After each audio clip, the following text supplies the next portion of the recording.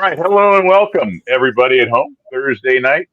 What have we got? January the 25th. Great to 25th. see everyone. How's everyone else doing around here? Michael? Good. Can't complain. Doing pretty well. Great. You sounding really good this week too. Thank A you. lot better than you Yeah, sounded last you week. sound better, bud. Yeah. Thank you. Yes. Thank you. And Janie doing pretty well, I'm assuming?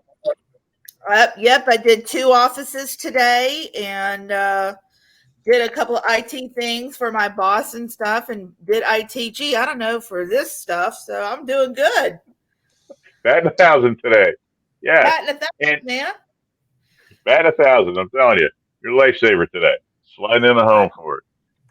And today we have a really special guest, which I'm really thrilled about, and that is we have Mr. Marty Milner on here. So you Woohoo! guys are Jaws fans of any kind, you know who this guy is. You know the name. Exactly name. right. That's right. Yes. So first of all, Marty, welcome. Thank you very much.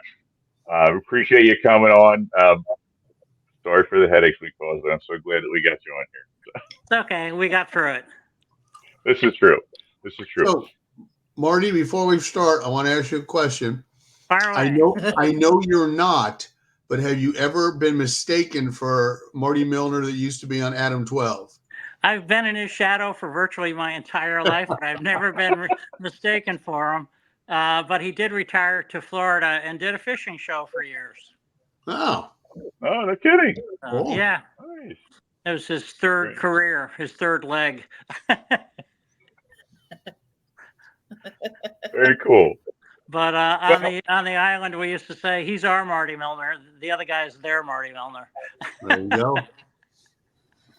So, Marty, real quick, how about a little bit of background? So, where are you from originally?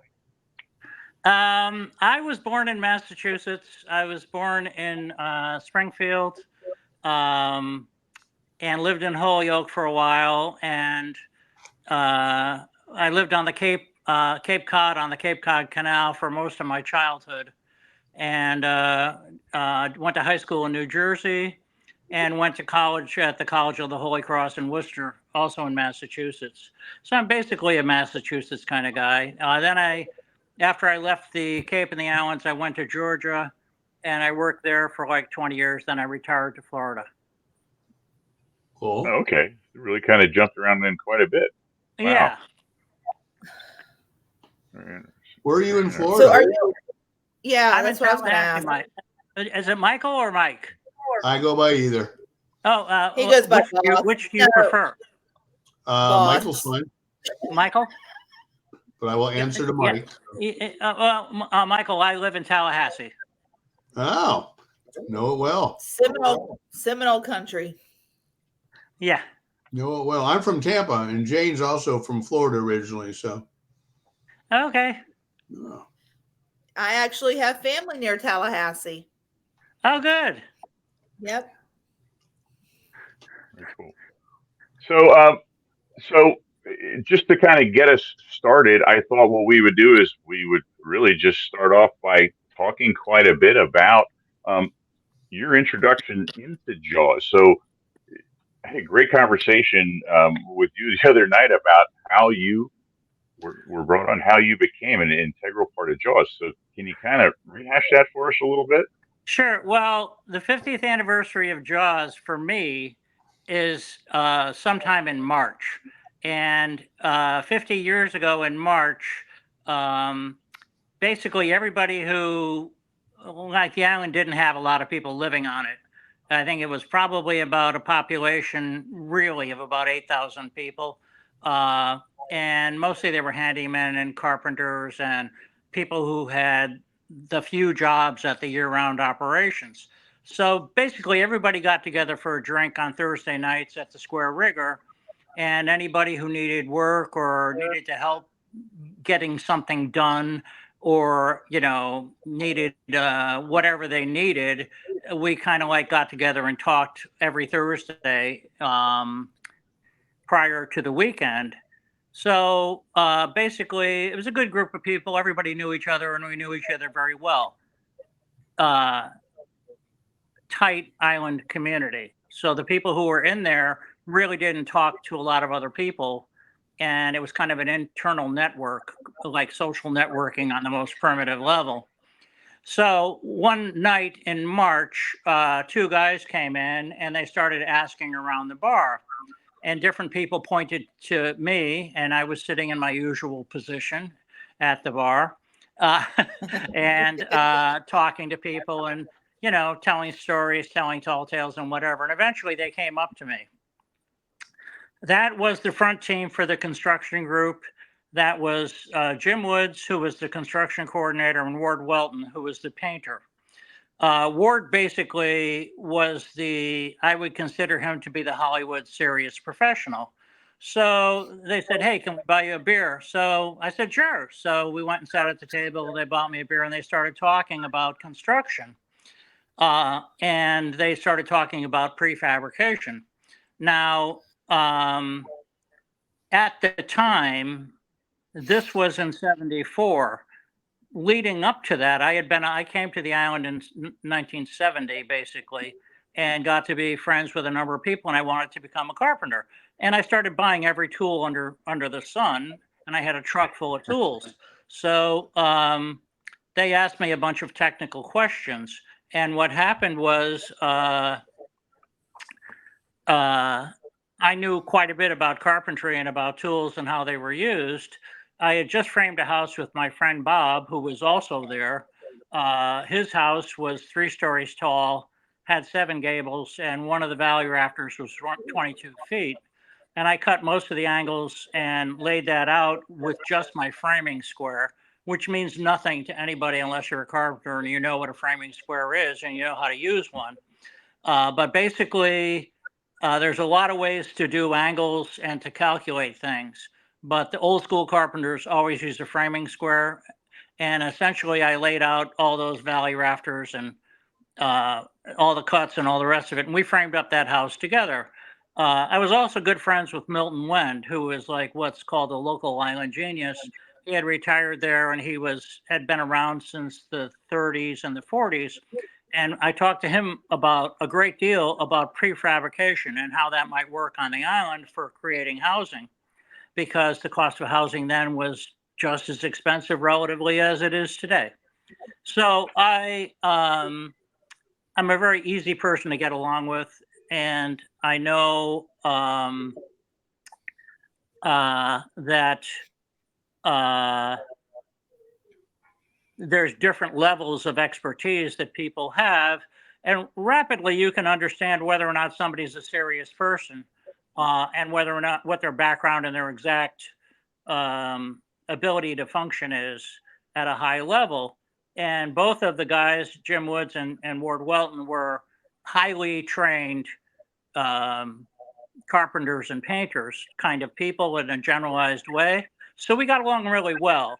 And essentially they said, look, we need to hire a local foreman to run the crew because we're going to be hiring a bunch of people, but we don't know who to hire and when we can use them and why and what it's going to be like. And we probably need you for 30 to 60 days. So what we need is an honest, serious commitment that you'll be there for the 30 to 60 days to get this thing done. And I said, well, my handshake is good as yours. And Ward said, it certainly is. So we shook on it. And I gave him my contact information. And I said, when you're ready to go, you come back here and give me a call and we'll start to get this thing together. So at that point, the organizational chart for any movie has anywhere from 9 to 15 legs in it. I was at the very bottom, not in the organizational chart, but just below Ward Welton, who was at the bottom of the chart. So the people at the top of the chart talked to the people at the top of the chart on Martha's Vineyard in the different towns, and they arrived at the suitability of Martha's Vineyard for shooting a movie, which I have to admit, and everybody will agree with me, that was largely a flawed decision. They should have asked tighter questions. They were trying to get more out of it than was possible for the island community in June. Now, as we all know, we started framing and building the stuff that was needed for the beach set, which we shot in May. That means we had to start back in April. And that was a nonstop nightmare of getting stuff built and prefabricated, taken apart, put back together again, painted, repainted, and then they started the shooting. And at no point did they want to have to stop shooting because of some construction defect. So there was a lot of scrutiny going on in terms of, like, we had a lot of people banging nails and putting things together and painting things and making things that weren't needed and making double things that were needed so that there could be no room for error. It was a very chaotic start for the people in the boathouse. I had between 40 and 75 people at any given point. Oh, wow.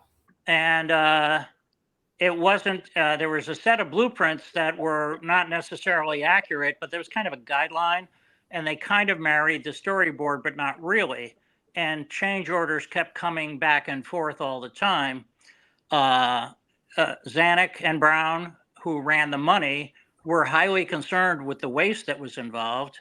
They were dealing with the room and board on the island, which was increasing on a regular basis as they got closer and closer to June. At that point, they were so far behind, they didn't know which end was up and what to do. And that's when the sharks on the island started circling, because all the rent went up and everything else went kind of crazy, because they were right in the middle of interfering with the summer season. And you don't understand what the summer season is. There's the summer people who come and they want their pound of flesh for their whatever amount of money they've saved for their vacation. And, you know, God bless them, that's always been true. And then there's the people who live there year round who have to operate around all that. Then there's the people there who are making the big money and they're trying to maximize everything they can get. And then there's these poor people trying to make a movie with all these conflicting people who are all trying to shout orders and demand things. And then there's the very wealthy people who do not want their summer vacation interrupted by some half-baked movie crew that shouldn't even be there, delaying their 1 or 2, weeks that they get every year uninterrupted vacation for their family in their summer home. And they weren't going to put up with it. So there was a lot of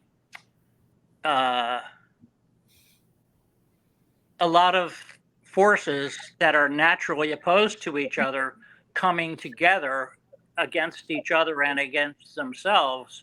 And there was a lot of negotiating behind the back scenes to just get simple things done, like the 4th of July parade, for instance. So that's where we were. Now, we basically broke it down to nuts and bolts, literally. And we had to make the beach scene and have that completed. We had to get the orca refitted so it fitted Joe Elf's design and what he thought it should look like. And then we had to make an exact duplicate of that inside the boathouse. So we had the entire beach scene going on, the gazebo, the octagonal gazebo, the arcade, the hot dog stand, the 8 cabanas. And we had to figure out how to make all that work so that it fit the art director's vision of what it was. But it couldn't look so good that it would be expensive to make. It was not supposed to be up forever. It was supposed to be up and down. And it wasn't meant to be saved or used by anybody. It just had to be camera fresh so that it looked realistic. So, for instance, those cabanas that you're looking at there, yes, those are made out of a 2x3 ripped in half and then framed up 16 inches on center with an overlap, and they're covered with eighth inch masonite. That masonite on the inside of it has a corrugated texture that's printed on it during manufacture. So Mhm. we put the masonite on, smooth side in, rough side out, and it looks just like canvas. And then we made a stencil to put the orange and white stripes on it. And that's a 1.5-inch closet dowel sticking up through the middle of the roof, which is an arched rib of 3/4-inch plywood. So there's 3/4-inch plywood arched ribs on each of the sections of that roof, but the roof is not modular.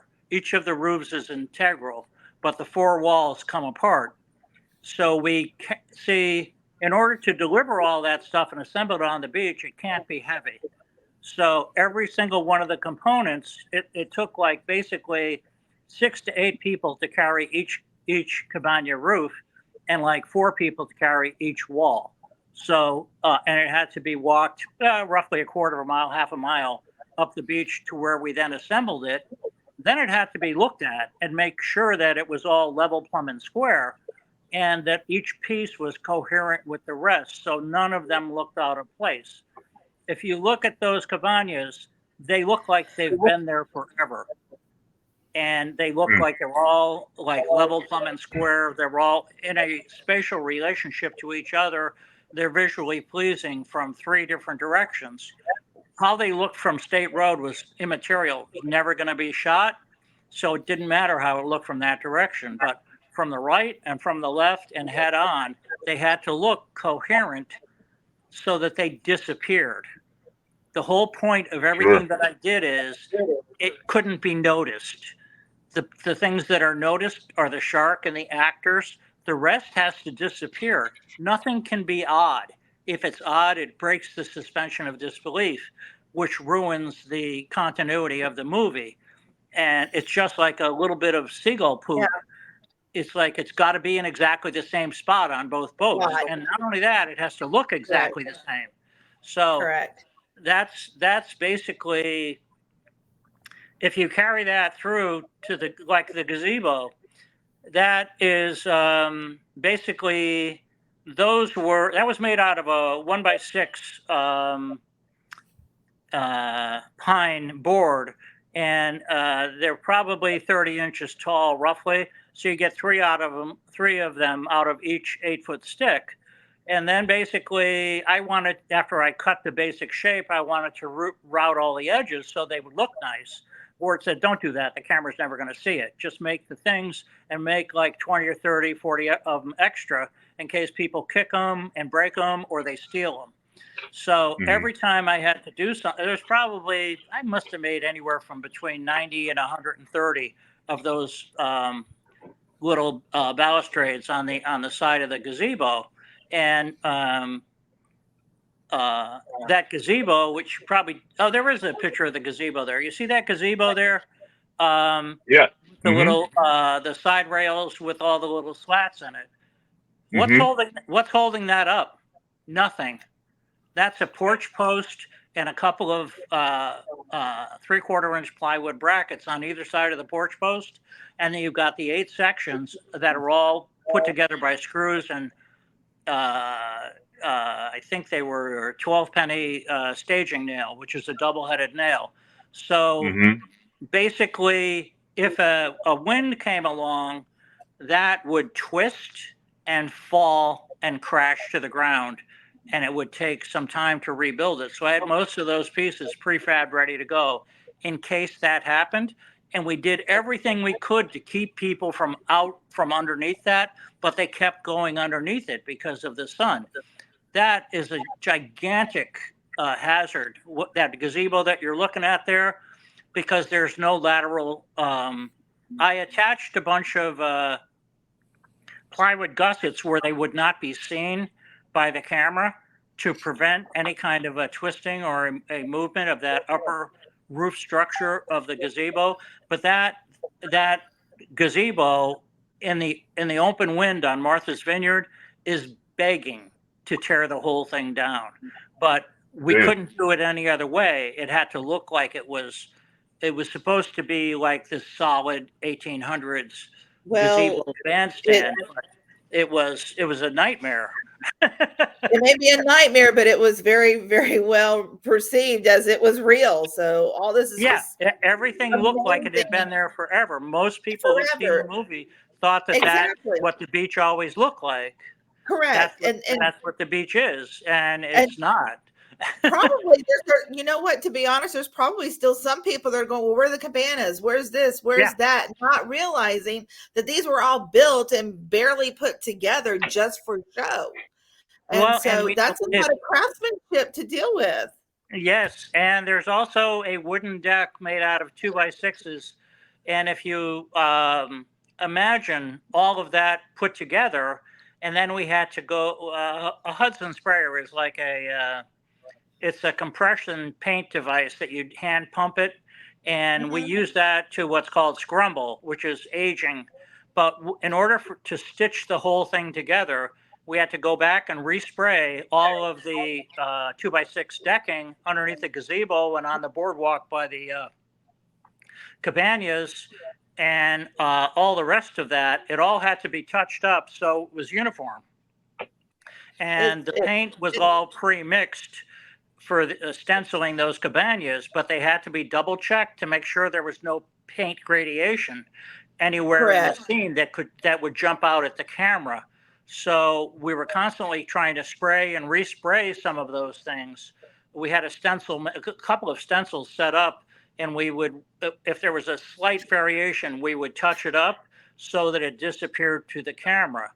I would have to do that with set design on a plays with my dad, because I would do set designs with him. Yeah, and of course, if we lasted for a couple of days, we'd have to go back and touch up so it would look perfect. Yeah, I did a number of sets with Lee Fierro before, during, and after the movie. And I did the sets with her, and her husband was a very good friend of mine. His name was Bernie. We did the sets for A Mile in the Night Visitors, which had a full island orchestra doing A Mile in the Night Visitors. We also did a play of A Wrinkle in Time by Madeline L'Engle, and she contacted her directly, and Lee arranged to have the only play ever done of Wrinkle in Time done on Martha's Vineyard by Allen Theater Workshop. Lee was one of the early actors in television, and she was a well-known character actress early in her life.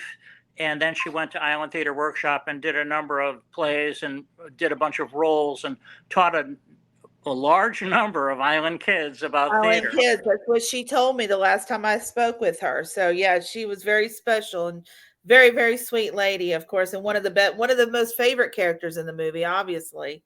Well, when her son Alex gets eaten, and they do that dolly close up to Roy when he's looking out. If you look in the background, you can see all the boardwalk painted gray, and it virtually disappears, but that's right behind him in that famous shot. And the other thing that's just a little piece of culture is, everybody said, well, that old lady had a child, and she was too old to have a child. Well, Lee Fierro had a son a little bit older than Alex Kittner. Yeah. And when she was acting, she was acting directly from her personal experience. And, she really brought a lot to that scene. And it was important that, people understand the quality of her acting as a career piece in something that was going on before, during, and after Jaws. Absolutely. And even decades later, it still has that effect, even though she's no longer with us. So yeah, very grateful for her. She brought her A game to that, and she expected, she was a demanding person, very strong woman. She wanted the A game from Roy Scheider and from Steven Spielberg and everybody who was in that scene.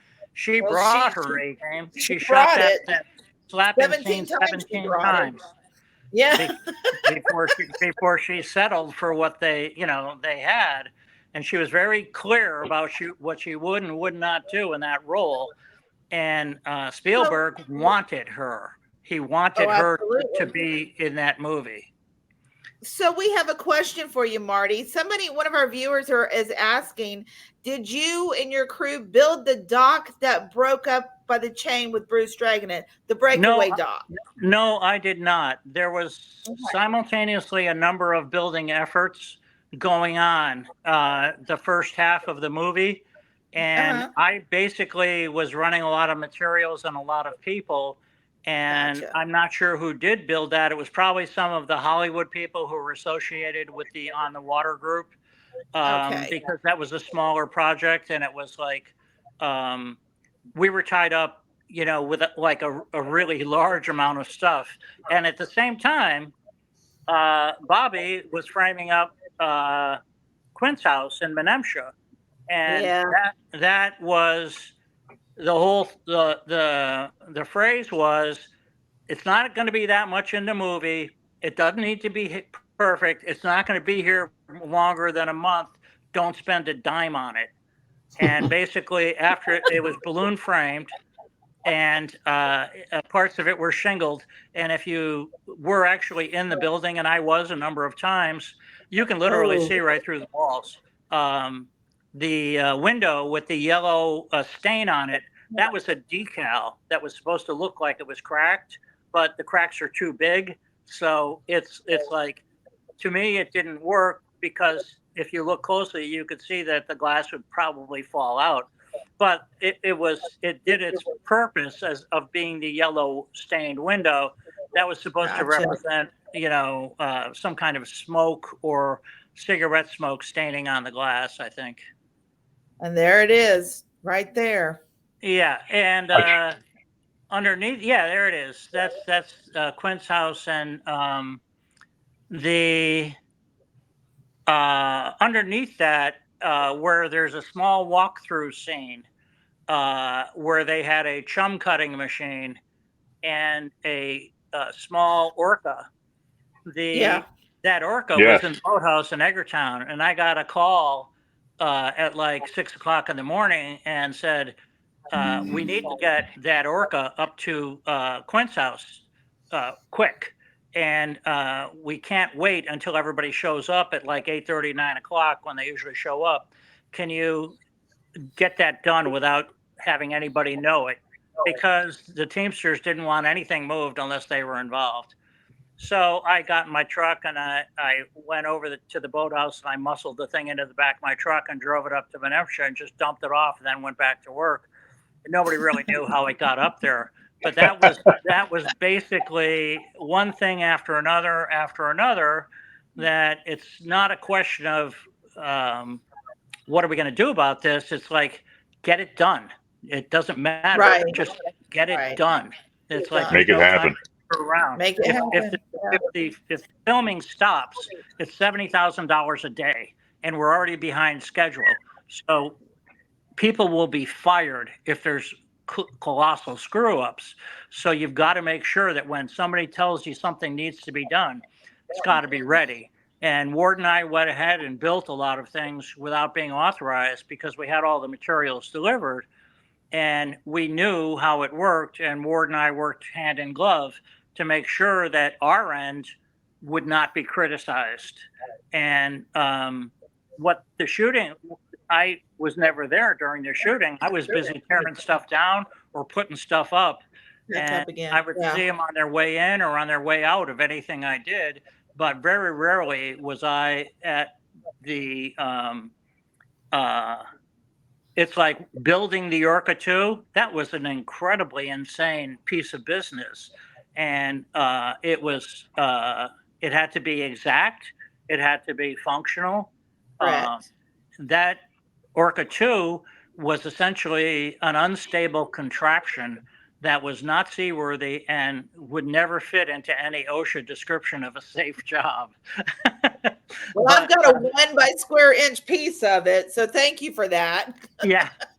Well, that piece that you have is a piece of fiberglass. And when we had Orca 1 at the side of the building at Norton and Easterbrooks in Eggertown, what we did is we painted the whole outside of the hull in motor oil. And then we applied, we stapled fiberglass cloth to it and then painted it with liquid fiberglass to a depth of about, it's roughly 1/4 of an inch. It was not a uniform job in terms of like how thick it was, but it had to be the hull of the boat. So what you got is a piece of fiberglass that was an exact mold of Orca 1. And it's made out of what I fiberglass. have is a piece of film history is what I have, and I'm proud to own it. Yeah. Agreed. So basically, for everything that people can see or talk about, there's a story behind it. And the story is about somebody being covered in fiberglass grit for a week or two and having a pile of clothes, at their home where they did not have the time to do laundry. It was faster and easier to just go buy new clothes. And that is like the intensity of the getting it done. It was an unbroken focus because things were changing constantly. And Yes. it's like, if you see that wrecked piece of orca there, that was on the other side of Menemsha Bight, where Lynn Murphy beached it, and it slowly got torn to pieces by people and carried off. And there was a metal structure underneath it that was built by Jim Blaine, and Jim Blaine also did all the metal connectors on the mast and where all the lines come down to the deck and attach to the side of the boat. That's all individually handmade blacksmith work that was done by a local metal worker named Jim Blaine. He also built the shark cage. Okay. Oh, okay. All right. Yeah, here's mine. I don't know, get that shot, but yeah. There it is. So it's like people don't understand that the stuff that looks normal and natural, it didn't exist. It just didn't exist, and most of it was not a safe workplace. It's like that, and you all know that little black tub at the top of the mast, and it's in the final scene with Brody shooting the shark.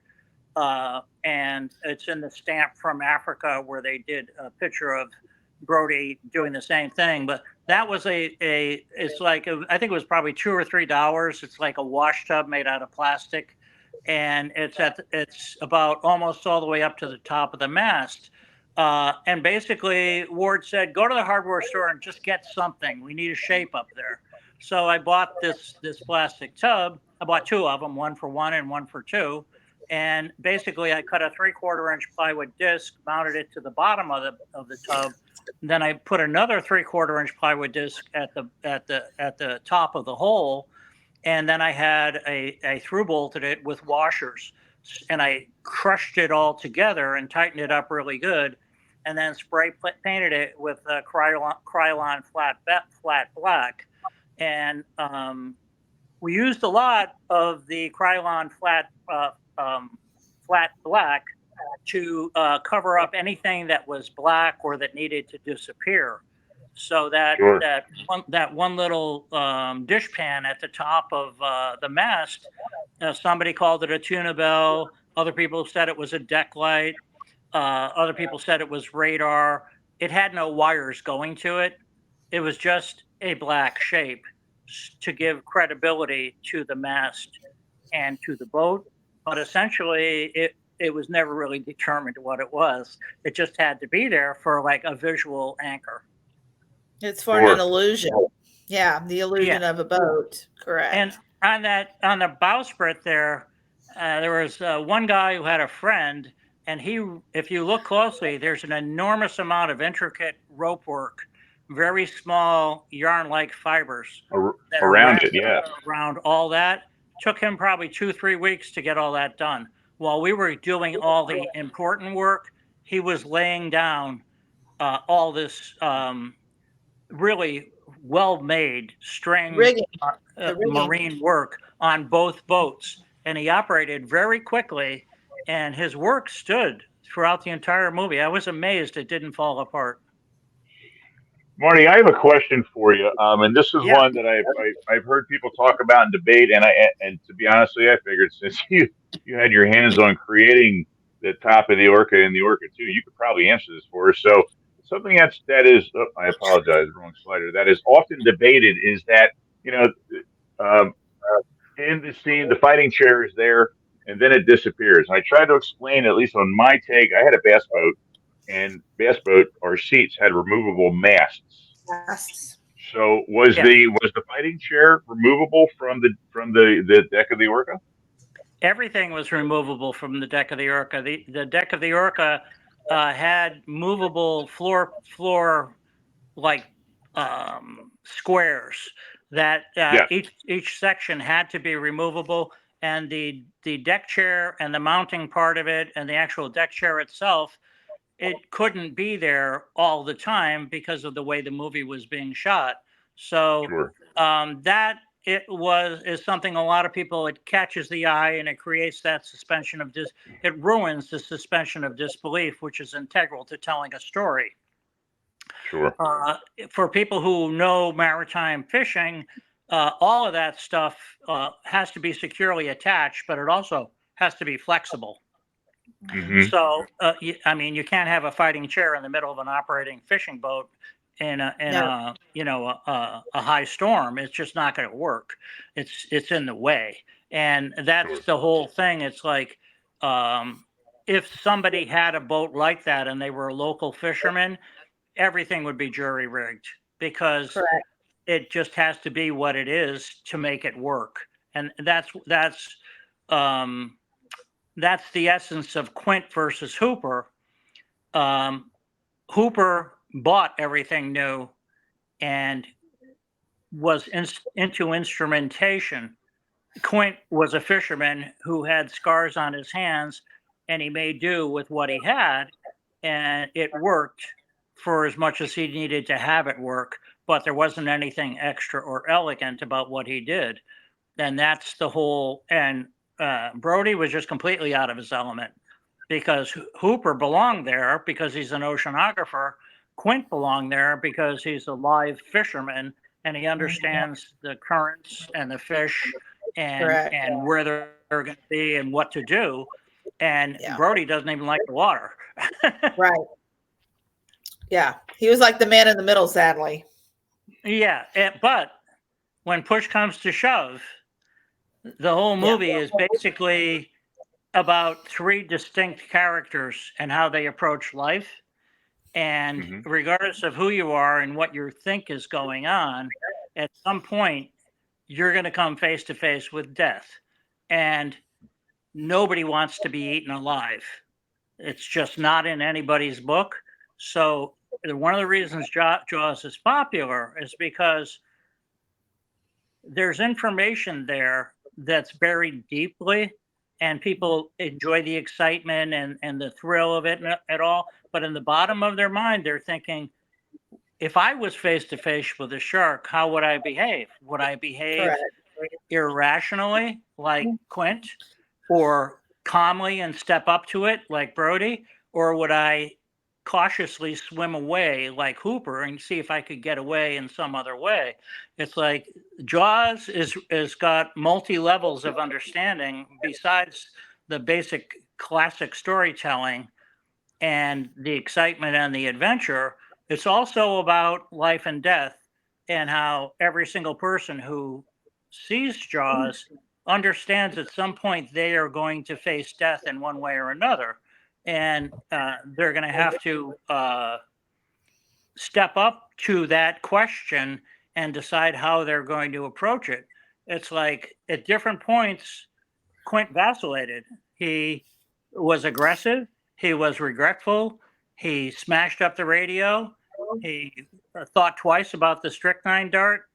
He was looking for ways to get around himself and around the situation. Who had a solution to this? It's not right, unlike, fighting a war or doing anything that's difficult where you have to rely on other people and their on the spot judgment and execution. And that's basically involved in the telling of the story of Jaws. The in that picture directly above, that's me working on the rip, and the Jaws mouth. That was, they built the garage sale, which is where they had all the controls and the hydraulics and pneumatics and everything that powered and moved and the fish. But basically, that fish was a It's chromoly steel tube frame, right? yeah. Am I correct? It was made for a dry land look. Nobody knew what it would do when you put it in salt water, and nobody had bothered to measure how much hydraulic force would be needed, where the stops had to be in order to not have the mechanism tear itself to pieces. Right, sure. So it was a well-designed, good-looking shark, and then we put it in the water, and everything started to go wrong. And I constantly had to do the same repairs, and I was always stiffening and backing things up and applying more poultices inside of the thing to keep it together, because as time went along, the weight of the water pulled the skin and the blubber of the foam around in different places, so it lost its cosmetic textural authenticity. So it had to be changed around, but it was very hard to move the foam on the actual structure. And if you actually got inside of it, it smelled a lot like a dead body at low tide. It was a real job dealing with the guts and the inside of that thing, drying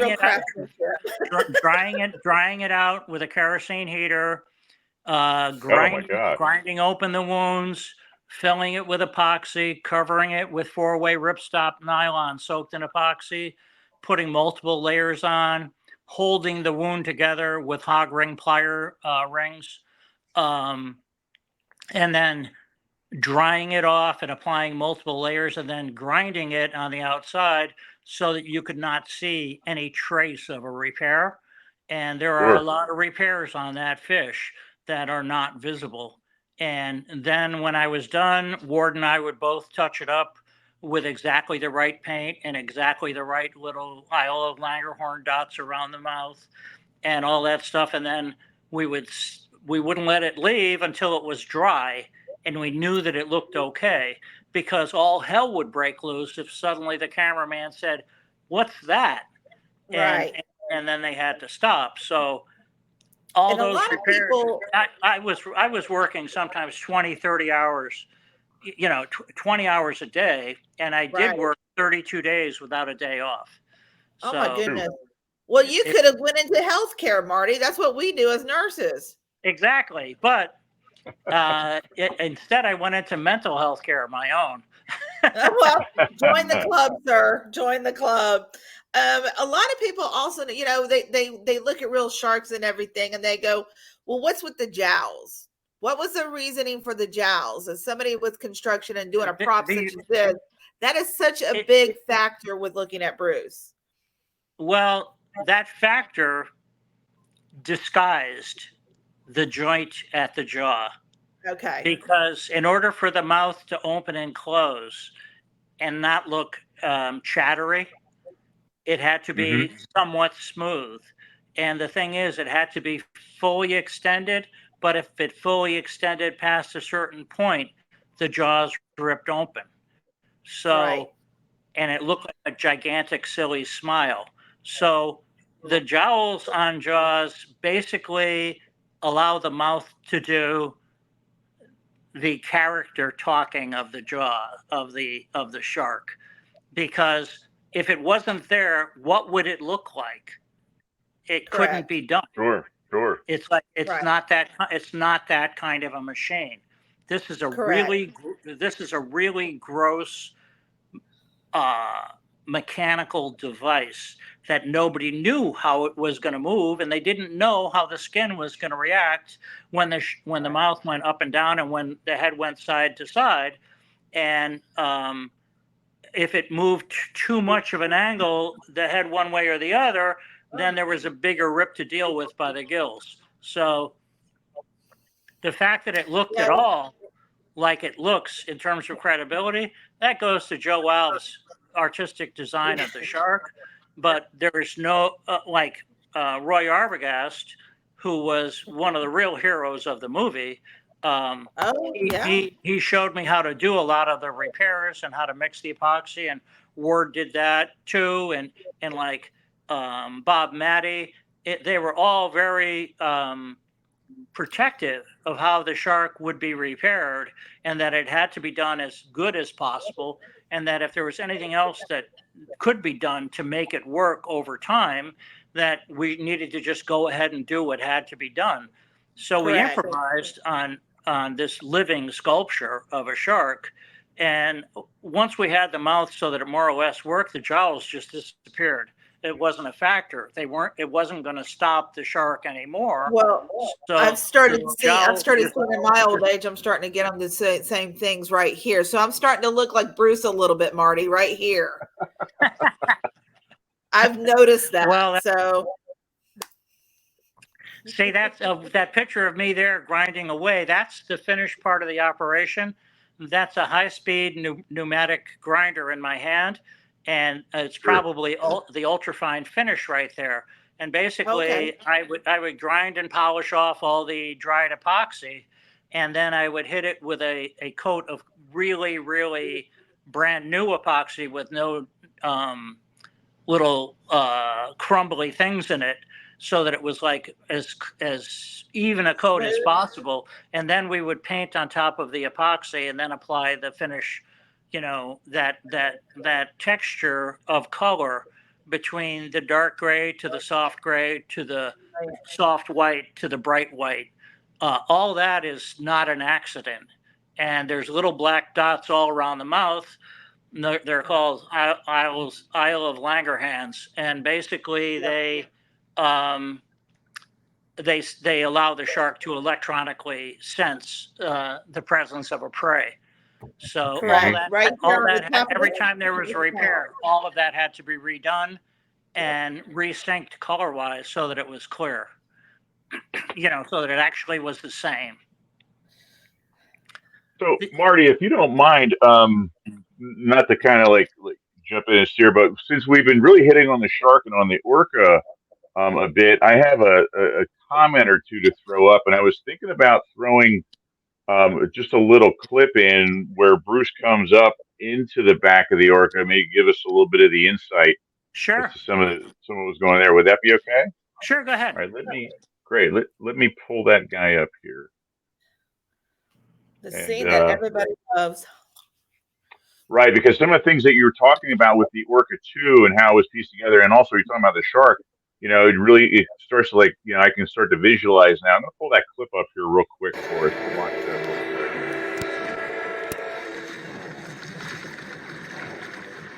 So there you can see the section of the floorings that you were talking about. You can really see the articulation of the jowl.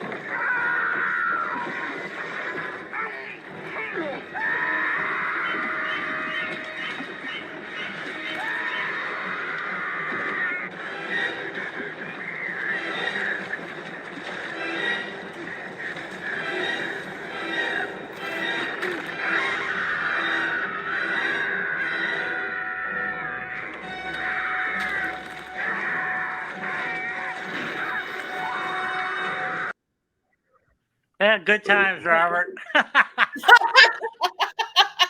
Rough day there for him. Then there's a question here.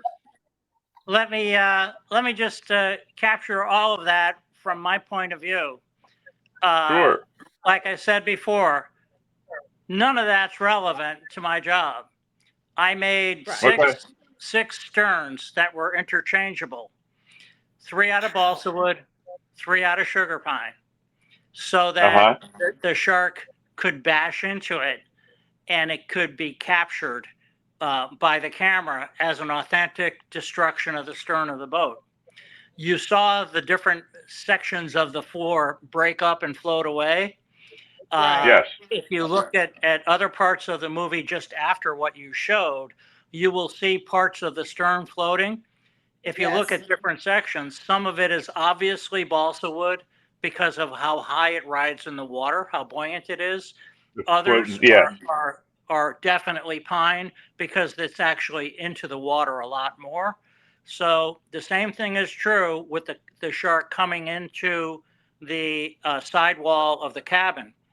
3 walls of balsa wood, 3 walls of sugar pine, each one exactly interchangeable so that there's no distinction whatsoever. And 2 different sets of teeth. One set flexible for when there's a human being or any kind of a body part that's close to a tooth, and another tooth is rigid and hard for chewing on the wood. So when there's a body or a person near the mouth, they are flexible, rubbery teeth, and it's never to be seen by the camera. If it's wood, it's rigid teeth, and they're supposed to damage the wood. So frequently the teeth would get split off or broken out. There's more than enough pictures of that to look at with a busted tooth every here and there. And basically you just take a razor knife and you cut out the root of the tooth, which was a square about 1/4 of an inch by about 3/4 of an inch by 3/4 of an inch. You refill the hole where it was cut out of with epoxy, and then you dip the base of the tooth into more epoxy, and you set it into the bed of epoxy that's there, and then you let that harden up, and it hardens up different timelines. The longer you have to let it harden up, the more of a chance it's not going to be damaged in the next shot. So if you have more time to deal with it, it's going to be a better fit.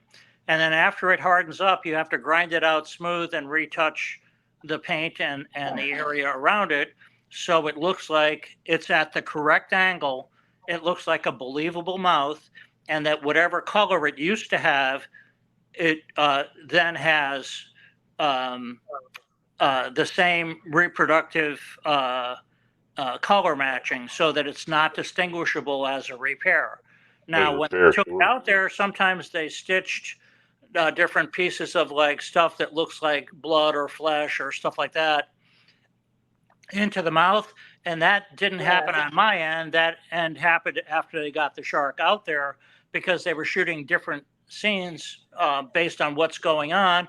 And honestly, very little of this movie was shot in sequence.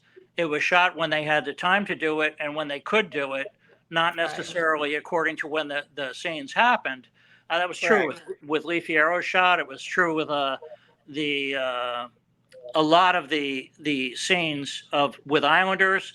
It was put together piecemeal based on when they could shoot because of the weather, because of like interference with local governments, because of a problem with materials, because of some kind of an execution problem or some kind of the color of the ocean or what the sun was doing that day. There were a lot of factors.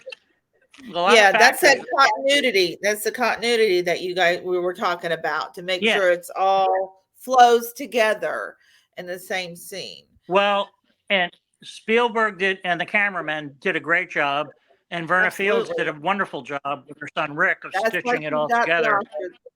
That's why she got an Oscar. In post-production, the same thing was going on. They had to make a movie that had continuity. So all that was really important. But you know what? I was just thinking in that last scene with Quincy, you know what? If that damn chair was there, that probably would have prevented a lot of stuff.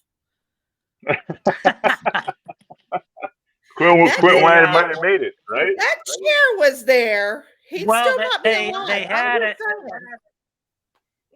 They had a stuntman go over the side with the in the mouth, and they had several people like in the water with aqualungs and stuff, because they weren't sure they could get the mouth to open the way that it had been opening. That was a very unreliable like set of pneumatics and hydraulics. So at any given point, they would be moving the mouth in a scene, and just after the cut, when they were done, the side of the mouth probably ripped open. It's like it was just a nightmare of things breaking constantly, and Yeah. that whole, and then when we did the hard wrap, it's like. It's a dead strike. You take everything down. When we got the order to take Quint's house down, that thing came down really quick. If it hadn't come down, then it might have fallen down shortly thereafter. And it's like the beach scene, when we get the dead strike thing, it's got to be done. It's got to get it out of there. You got to rake the beach, make sure there's no nails, make sure there's nothing that's going to cut anybody's foot. And then 90% of it went, to the dump. And I managed to salvage a bunch of material. And Ward said, just take that, you load it up on the truck and just take it up to your house and do whatever you want with it. It's like, Wow. I'd rather have you end up with this stuff than have somebody else steal it, and then we can't get it back if we need it. So it's like as the movie folded up, everybody was trying to steal anything they could lay their hands on, and we still needed some of it to redo some of the shots. So it was like wow. it was really most people do not know this, but one of the last things I did, I believe it was late September, is we built a ramp that was probably 24 feet by probably 12 feet. And it was probably 5-6 feet high at one end and tapering to nothing. And basically that was going to be floated out there, and they needed a scene of a speedboat hitting what they thought was the shark, but it would just be this ramp, but it would like be a part of the story that never was included. But they wanted to have something that would like show that they had angered the shark somehow, but that never made the movie. But that was one of the last things that I worked on, was this ramp that was floated out just off the beach at the next beach over from where the beach scene was shot. And there were a number of other things that had gotten built at different times that just never got used. And everybody had an idea. And Steven Spielberg at the time was my age, 26 years old. And I met him several times. I just barely remember meeting him. I doubt if he remembers meeting me, but you never know. He's a nice enough guy. He's a friendly kid, just like myself. I'm still a friendly kid. He probably is too. He learned. he learned from that movie. See, he did Duel, and then he did Sugarland Express, and those were easy, coherent movies. Small staff, easy storyline. Just good storytelling on video. It's like those were good movies, and he did a credible job on it. Immersing himself into the politics of Martha's Vineyard, the politics of labor unions and Teamster unions, and Hollywood people who were there for vacation, and they did not care about his project or his success or his career, and having to deal with Zanuck and Brown and the studio, and trying to get a movie shot against New England weather and against the ocean, taught him: hire people that are loyal to you, that understand their job of storytelling, and that can function as a team, that know their job. And from that moment on, because his career was under the guillotine's knife for, I would say, 4 months of the 6 months that they shot. And he learned, don't put your career at risk. Tell the story you want to tell, and if anybody's in the way, get rid of them early. Don't get rid of them later. Get rid of them as fast as you can. And the execution on his future movies, it shines because there's no fooling around, and the scenes are better, they're tighter, um, they're handled by professionals, and he pulled everybody together.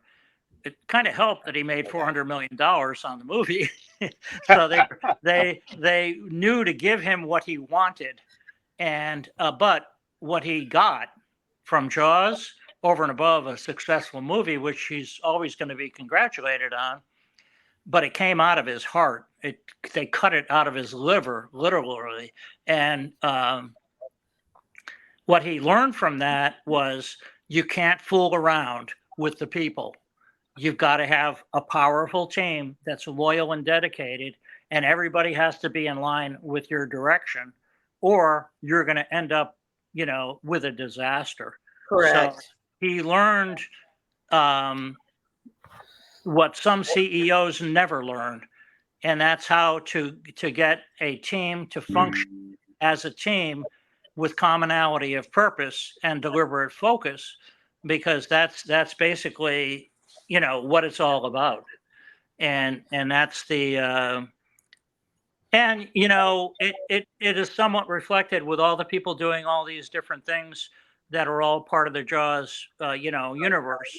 It's like they've all got their take on what they think is pretty or beautiful or what they want to do, and I think it's great. It's like it's over and above. I've used it a number of times as like Jaws is like a black hole, and it's like it's got a lot of gravity, and everybody's doing a little something about Jaws, and they'll be doing it during the 50th for sure, and that's all good. I might even do something myself, and that's the whole thing. Is like the weight and the gravity of Jaws allows light to be bent around it, and what somebody sees looking at it from one direction is totally different than what somebody else is going to see looking at it from the other direction. That's called gravitational lensing. And it's like Einstein and his theory of relativity basically was proven by Arthur Eddington when he went after World War I, because he was a conscientious objector, and he measured the bending of light around a star and proved that part of Einstein's theory of relativity was actually correct. And that's the whole thing about Jaws. Jaws is big. It has density. It has gravity. It is something that became more than the people who put it together thought it was going to be. It's not unlike Casablanca. Casablanca, they had no idea it would be the movie it became. And that's the best part about creativity, is you can do something that you think is, hey, this is okay. I did an okay job. It's not a failure. And other people say, oh my God, that's the Mona Lisa. It's like, whoa, yeah, I guess it is. I always say that this film is it's been an adventure movie, it's a horror movie, but yet it's inspired people to go into marine biology. It's inspired people to go into cinema, learning from camera direction, carpentry, whatever it may be. So you're absolutely right. It has that very, very global. It can relate to anyone, and that's what I think it was meant to be. So I mean, I have totally have just. I'm jaws down on my nieces and nephews. Anything they have, they send to me. And I've got a new great niece at 2 years old that's going to be going to Martha's Vineyard on the 50th. I don't care if Universal's there or not. We're going. Well, so I'm going to train her right, Marty. I hope they figure it out. We're going.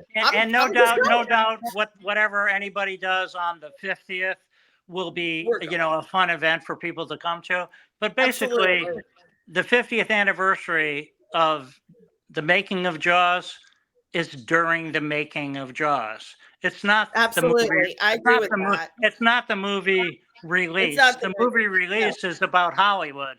That's about Universal. Right. That's about fandom. It's about being a hero and all that crap. None of that's relevant to the making of the movie. The 50th anniversary of the making of the movie is about ordinary people trying to get something done, either with everybody else or against everybody else. But it's about a teamwork coming into functionality. and getting the job done. There are a lot of ordinary people, just people with hammers like me, like you. It's like that have done any number of big projects that other people have gotten a lot of credit and a lot of money for. But we all know it's the dignity of human labor that created the overall effect of what it is that they take credit for. And that credit never gets past a certain line. And Well, it doesn't matter that it doesn't, because we all know that it didn't magically just happen. Somebody no. had to bang the nail. Sure. Well, this is what That's I'm it. going to say. Well, there's a joke there, but I'm going to be good because I'm in the presence of Marty Milner. But for everybody that had contributed in the last 50 years, I would say upon the friends and fans that we appreciate what you and your team have built and that we have enjoyed all these years. Yeah, So well, please, as a thank you to us, we really, really appreciate I know I'm in touch with a great many of those people because we became fast friends. And a number of my friends who were on that site, that film, have passed away. And it's a testimonial to them. It's like Ward, Brad. really close to Ward. Ward was a Yeah. good friend of mine. And it's like we have our and everybody else has their version of Jaws, and it's all good. It's all good. It's like there's plenty of room to include anybody in it. And I hope I hope I'm there for the 50th anniversary. And I hope that people bring kids. And if there are kids that are enthusiastic about Jaws, all of you guys got set on fire when you were kids. So you actually owe it to the next generation or two to make sure that they can be equally enthusiastic and encouraged. Absolutely. It's like, why would you give a child a dinosaur to play with? They love it. And the same thing happened with Jaws. It's like, you love Jaws, so that's why you're Jaws aficionados. And, I was lucky enough or dumb enough to be stuck at doing that work for 6 months. And everybody it's not that they took me for granted, but it's just like they needed somebody to just get the stuff done while they were fiddling around doing their job. And that's fine. That's all good. It's like, I think it was divine. I think it was divine intervention. Don't you agree, Michael and Nate? He was there at the right place at the right time. Exactly. And like Ward basically said, it's like a lot of the stuff that went right because of you. And he said, I'm never going to forget meeting you and everything that we learned together. He said, this was not like anything I've ever done before in my life. And he said, if there's anything I can do to help you, let me know. But then he said, if you have any brains at all, you won't go into the movie business. He said, don't come out to Hollywood. Don't get involved in this life. He said, because he married an island woman, and he met her. She was a waitress, and they fell in love, and they were together during the movie. And I covered for a lot of time that they spent together. And then after the movie, Ward left and went back to Hollywood, and Joyce followed him and married him out in Hollywood, and they stayed together until Ward passed away. So if anybody ever asks you, Jaws is a love story. Jaws is a love story. And this close to Valentine's Day. I love it, Marty. It's the story of Joyce and Ward. Oh, true. Wow, love that's pretty. That's pretty cool. Yeah. So, and that's like, if you ever get a chance to live on an island community for a number of years, you will hear the real story, and nobody else is going to tell you that. And you're not expected to tell anyone else that story. Now, Ward and Joyce, that's for a certain number of people on the island, that's a common story, and the people in Hollywood knew them and loved them. So there's no confidence is betrayed there. But the thing is, Jaws is loaded with island innuendo and stories and other stories that I'm not allowed to tell, that I will not tell. because there's a violation of trust there.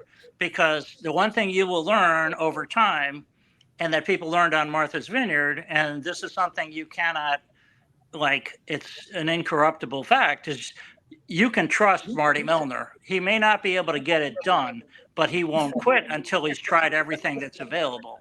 So that's the whole thing. Over time, it's like we all have reputations for doing whatever it is that we do, and that's basically, I did my job and it worked. No, and one of my favorite lines is, and we can close with this, is, anyway, we delivered the movie. Yes. Yes. That's absolutely phenomenal. Unbelievable. So, Yeah. Way to wrap that one up. So. He went away. Did we lose him? Hold on. I think we lost him. He delivered the movie and he's like, bye. There he is. He's back. Okay. There he is. we delivered the movie and it wasn't a bomb. Yeah. That was his mic drop. We delivered the movie. Boom, he's out of here. Yeah. He's out of here. All right. Well, you guys all set? Yeah, we are, Marty. Yeah, go ahead. That was I was pretty much speechless this whole thing, because you told, and I've talked to other people, Kevin Pike and Von Babison, and a lot of other people that worked, and they all have different stories to tell. Yeah. And you mentioned this. You mentioned the ramp. That's supposed to be, the boat. That's amazing. I had never heard that before. That's No. Yeah. Well, remember, everybody wants to be the hero of their own story. And I know better than that, because I know the glory of the story is what it's all about. So I will never say that I'm the hero of anything that happened, but I'm proud of the work I did. And I'm proud of knowing that what I did worked. So my work worked. So that's a good thing. Absolutely. Yeah. Exactly. Yeah. That was a lot of trial and error for succeeding. So thank you. Yeah, you're very welcome. And thank you for representing the Jaws universe the way you are. So good luck. And thank you very much. Yeah. I know we'll talk again. Absolutely. Yeah, I'm sure we will. And after people see this, they may have additional questions. So we may do a sequel. I'm not really a believer in sequels, especially after what they did to Jaws. But we can do a sequel interview, and I don't have a problem with that. Okay. Awesome. Perfect. Okay, you guys all set? We're done. Yes, we're great. Thank you, Marty, so much. You're very welcome. Dead Strike. Hey, thank you very much for your time, Marty. Thank you. Have a wonderful evening. Yep. Good night. Okay, Take bye. care. I don't know how to close this thing out, but we'll do it. Oh, just turn out. All right. Just get out I got you covered, bud. Good. Okay. Thanks again. Bye. Have a good one. Right. Take care. Bye. I'm taking him the shark on. Holy cow. Good idea. Tell me the story about the boat hitting the shark deleted scene. I mean, that was nuts. That was incredible. I'm taking my him. gosh. Because SharkCon July, it's the 10th one, and I was just talking to Spencer today about all the different people he's got lined up, and he wants to do a huge Jaws panel, and Marty's in Florida, so I'm going to talk to Spencer tomorrow, bring him down. Yeah. Hey, you guys at home, I apologize. We were a little shy on bringing up some of the comments I was trying to throw up here and there. To be honest with you, we were pretty much just kind of sitting back and kind of locked in listening to, the experiences he had. I spent an hour on the phone with him the other night and just, pretty much did the same thing. Just sat back and really kind of took in the education and the history that was there that you don't quite get to hear. So, absolutely incredible guy and very down to earth guy. I mean, just wonderful just to sit and talk to him. Yeah, incredible. Yeah, I put that speedboat hitting the shark thing. That's up there with David Hamilton telling the story about how his dad grabbed Dreyfus and screamed at him. That's like I've never heard before. Yeah. No, didn't. No, I mean, of all the things you heard about, deleted scenes, and they thought about doing this, and this got kicked out.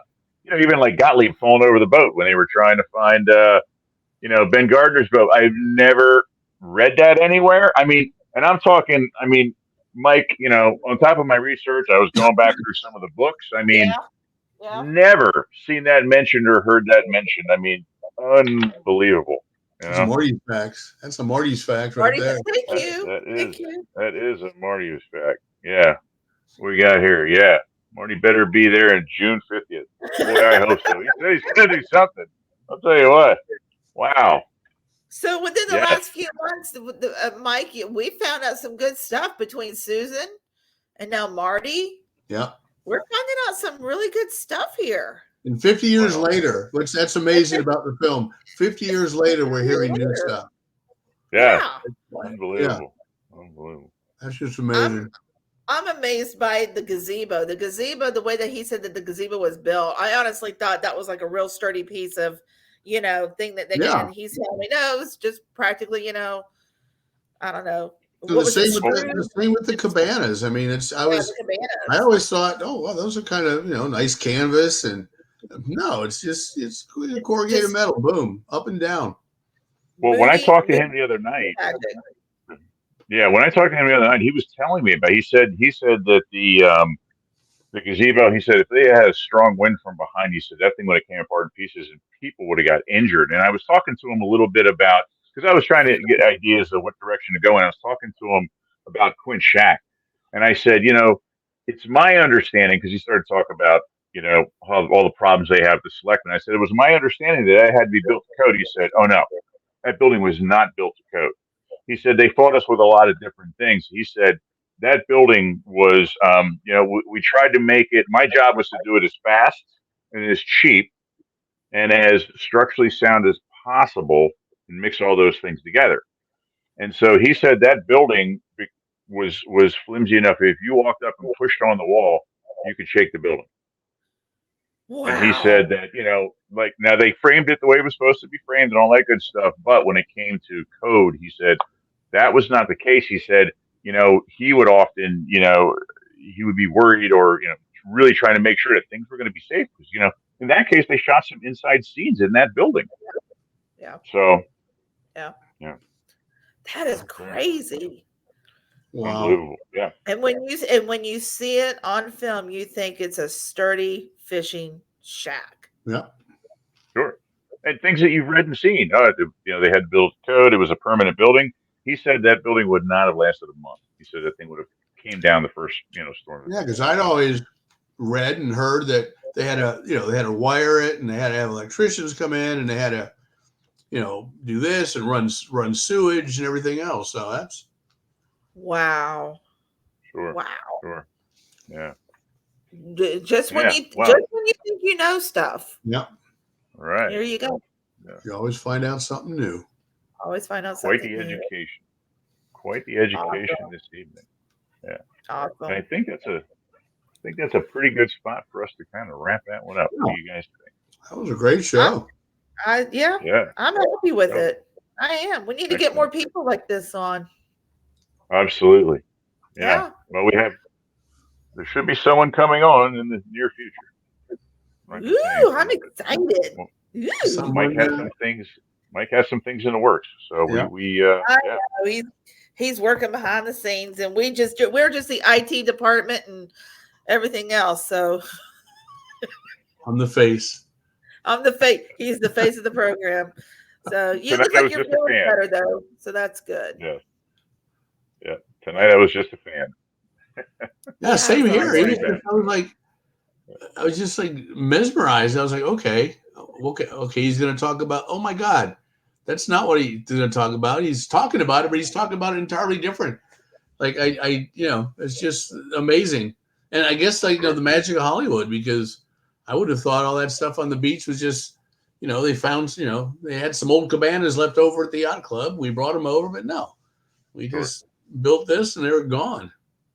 And they look just like the ones that are at the swim beach over in Chappaquiddick today. I mean, they honestly do. I wanted to ask him that if that's where they got the idea for the design, and I just didn't I Didn't get a chance. didn't jump is that out. where the Chappaquiddick Swim Beach got the idea? Possibility. Yeah, Oh, good oh, possibility. Yeah. to be asked later. Yeah. So, Well, all right, Marty. guys. Hope you guys had the education that we did tonight. Oh, And great.